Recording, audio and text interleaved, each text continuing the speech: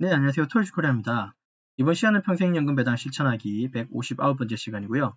ICA 계좌 2025년 6월 8일 투자일지 다양한 ETF로 꾸준히 모아가는 나만의 배당 포트폴리오라고 하는 주제로 영상 찍게 됐고요. 제 블로그 돌아보시면 평생연금 배당 폴더 안에 159번째 거 이거 보시면 됩니다.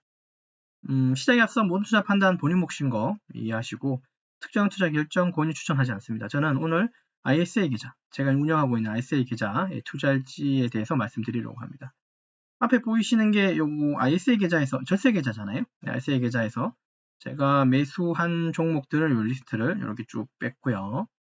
요거는 삼성증권 거 쓰고 있습니다. 저는 요거 먼저 좀 보고 가도록 할까요? 지금 여기 ISA 잔고 여기 들어가 보시면 금액은 이 정도 사놓은 상태고요.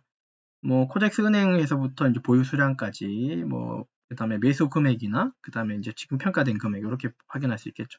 뭐 수익률이 어떻고 저떻고는 일단 좀 뺐고요. 다만 수량하고 어떤 종목 갖고 있는지 좀 보시면 아마 이해 쉬우실 겁니다.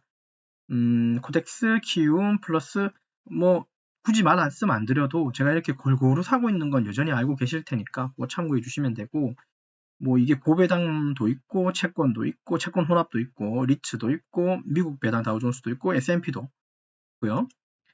그 다음에 이제 커버드 콜도 있습니다. 배당 커버드 콜, 그 다음에 삼성전자 채권 혼합도 있고, 그다음 미국 30년 국채도 들어있고요. 그 다음에 은행 고배당 플러스도 갖고 있습니다. 우리나라 겁니다. 자, 그 다음에 라이즈 거에 또 30년 국채, 그 다음에 여기는 미국 테크 탑 10이라고 하는 타겟 커버드 콜이 있고, 그죠? 그쵸. 예, 그 다음 코덱스에서 30년 커버드 콜 있고 있습니다. 그 다음에 AI 빅테크 관련된 것도 커버드 콜 하나 좀 매수했고요. 얘들도 내려가면 계속 매수할 예정입니다. 자, 그래서 이제 이렇게 매수되어 있는 상태입니다. 이게 좀 추가가 안 된 게 있긴 한데, 나중에 영상, 이게 준비하다 보니까 이게 타이거 코리아 미국, 타이거 코리아 배당 다우존스인가? 그것도 좀 빠져 있는 것 같습니다. 그것도 한 열 몇 개 정도가 있는 것 같은데, 그건 좀 누락됐습니다. 그거 참고해 주시고요. 이렇게 해서 한 요렇게 좀 매수돼 있고, 종류로는, 가지수로는 둘, 넷, 여섯, 여덟 개죠. 28이, 38은 24, 총 한 30개 정도 왔다 갔다 할 겁니다. 종목 수는. 그래서 총 평가 금액은 한 140여만 원 정도 매수해 놓은 상태고, 삼성증권 시다 ISA고, 뭐 고배당도 있고, 미국 우량 채권도 있고, 리츠도 있고, 테마도. 여기서 테마는 AI나 빅테크 관련된 거 또 포함된 겁니다. 그래서 전략 키워드는 이렇죠. 분산 투자고 월배당, 분기배당, 여기도 분기배당도 포함되어 있습니다. 그 다음에 한국, 미국, 한국 혼합된 거, 혹은 커버드 콜 전략으로 전반적으로는 딱 이렇게 보시면 정말 분산을 많이 시켜놨구나라는 생각이 들 거예요.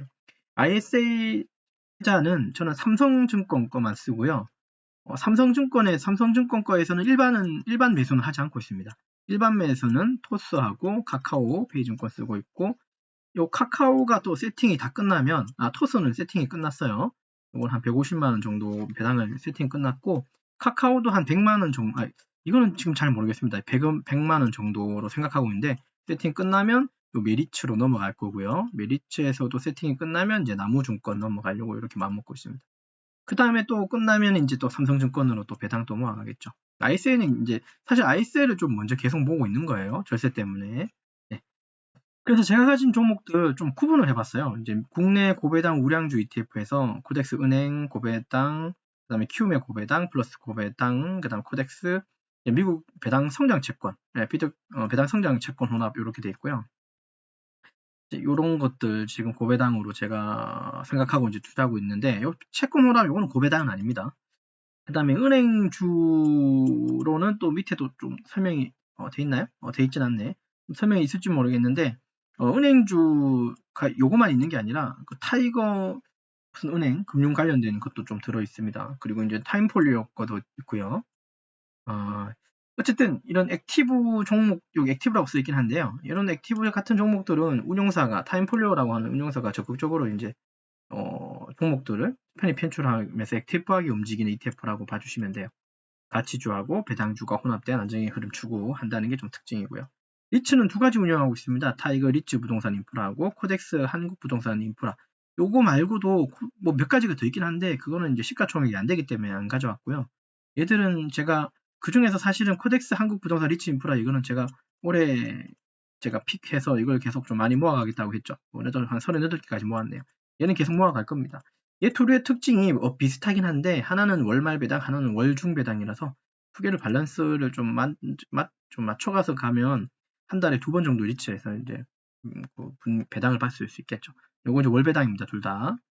자, 그 다음에 이제 미국 배당 관련된 것은 에이스, 소울, 타이거, 코덱스에서 각각 미국 배당 다우존스가 있고, 소울 미국 S&P 500이 있습니다. 사실 얘만 있는 건 아니고 다 있긴 한데 나스닥 100도 있고 막 한데요. 소울 얘는 이제 월 배당을 주더라고요. 그래서 지금 요거 좀 픽해놨습니다. 예, 요거 선별해놨고 나머지는 다 월 배당입니다. 그 다음에 소울 미국 배당, 미국채 혼합, 얘는 혼합 그 채권하고 이 배당이 같이 묶여져 있는 거라서 그래서 요것도 이제 매수 중에 있고요. 요거 두 개는 다 배당 날짜, 일반 배당 날짜보다 하루 일찍 줍니다. 솔은. 그런 좀 장점이 있습니다. 그 다음에 뭐 이런 종목도 매수하고 있고요. 커버드 콜도 사실 제가 커버드 콜 안 할 겁니다라고 여러분들한테 한 했죠. 한 초반에. 근데 지금은 커버드 콜 중에서도 괜찮은 건 좀 매수를 하려고 합니다. 미국 테크 탑 10이 뭐 이런 거 같은 거, 그 다음에 아까 빅테크도 있었잖아요. AI 빅테크 같은 것들, 그런 것들은 좀 매수할 거고, 그리고 코덱스의 200 타겟 위클리 커버드 콜 요것도 조금은 추가를 더 할 겁니다. 그런 거. 그 다음에 채권 관련된 것들은 다 커버드 콜이긴 한데요. 얘도 그러니까 얘가 떨어질 때마다 좀 매수하려고 합니다. 뭐 그런 것들 있다는 거 봐주시고요. 밑에서도 뭐 위에서도 설명드리긴 했는데 장기 채권 같은 거 있잖아요. 에이스, 코덱스, 라이즈 이런 것들. 특히나 이제 라이즈는 좀 특이한 게 있습니다. 미국 국채에 엔화가 노출된 부분. 엔화의 변동성에 따라서 좀 영향을 받는 얘인데 얘도 좀 매수해 놓은 상태고요. 좀 다양하죠. 마지막으로 이제 테마입니다. 이제 코리아 밸류업, 라이즈 밸류업, 그다음에 아까 설명드린 AI 빅테크 이런 것들. 근데 커버드 콜인 거 조금 단점이지만 가져갈 거고. 그다음에 타겟 TDF 2040게 45년도 2045년도부터는 이게 채권이 더 많아지는 뭐 그런 건데 TDF 상품은 제가 물론 영상을 많이 보고 좀 이렇게 이해는 했는데 얘는 근데 지금 수익률이 그닥 좋지가 않아요. 그래서 이건 앞으로 어떻게 더 모아갈지 안 모아갈지는 좀 미지수입니다. 근데 뭐 이런 것도 있다는 건 이해해 주시면 되고 요게 45년도에 쭉 가까이 가면 가까이 갈수록 이 자동으로 리밸런싱 하는 그런 좀 특징이 있어요. 채권 쪽에 더 무게가 실리는. 지금은 증권 쪽에 좀 문제가 실렸고 그런 특징이 좀 있다고 하네요.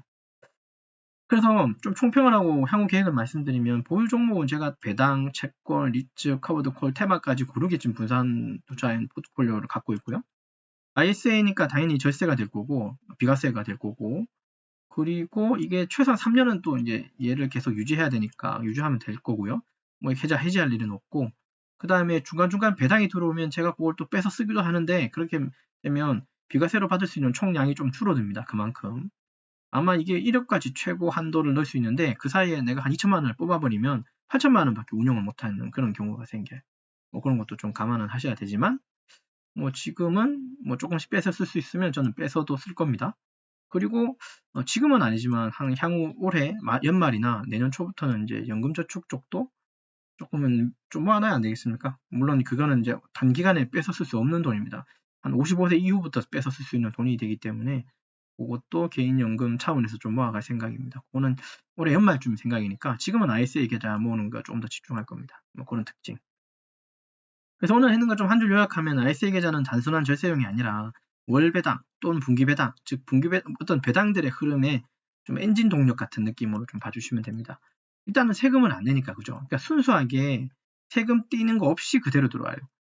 보통은 다 이런 배당 이런 것들 다 배당들 이런 배당이든 뭐든 다 소득세가 15.4% 그죠? 15%인가 15.4%를 다 떼이고 들어오거든요. 통상은.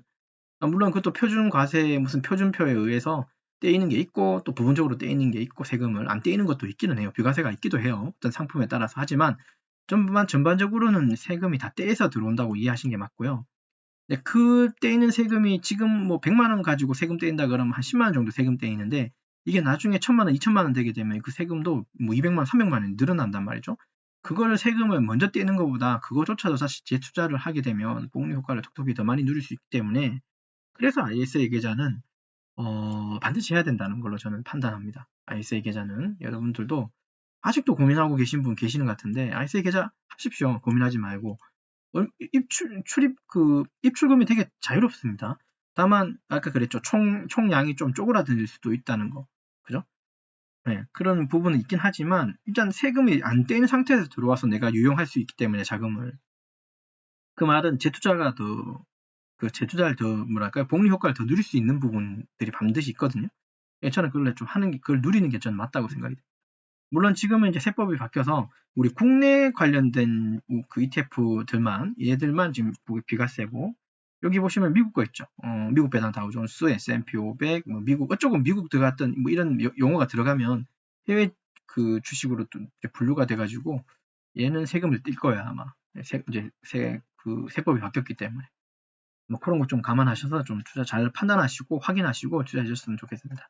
자, 그래서 이번 시간에 있는 거 좀 리뷰하고 마치도록 하고 이번 시간은 평생연금 배당 실천하기 159번째 시간이고 ICA 계좌 2025년 6월 8일 투자일지 다양한 ETF로 꾸준히 모아가는 나만의 배당 포트폴리오를 말씀드렸습니다. 끝으로 다시 한번 강조드리지만 모든 투자 판단과 결정은 본인 몫인 거 잊지 마십시오. 매수 그죠? 너무 오버해서 하지 말라 그랬죠? 항상 차근히 천천히 현금을 남겨가면서 하셔야 되고 또한 어차피 매수 버튼 누르는 사람은 본인입니다. 제가 누르라고 얘기하지도 않았죠. 누르고 안 누르고는 본인 판단인 거예요. 그래서 결국은 모든 투자 판단은 본인 책임이고 남 탓을 할 필요 없다는 소리를 꼭 하고 싶습니다. 끝까지 성투해 주시고요. 영상 시청해 주셔서 대단히 감사합니다.